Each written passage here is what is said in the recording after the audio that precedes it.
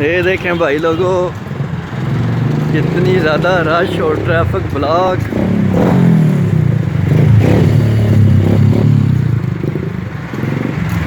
ये Bairiya town phase 7 का हाल है। बारिश के बाद मुझे तो जो है वो सिंध गवर्नमेंट और कराची का हमारा शहर याद आ गया है।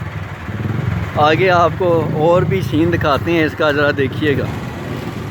अब आप खुद ही फैसला कीजिएगा डिफ़िकल्टी ब्लाउज मिलना चाहिए या नहीं मिलना चाहिए। ये लाइव नज़ारा देख लीजिए और नुमान साहब इसमें अभी कूद पड़ेंगे, देखिएगा।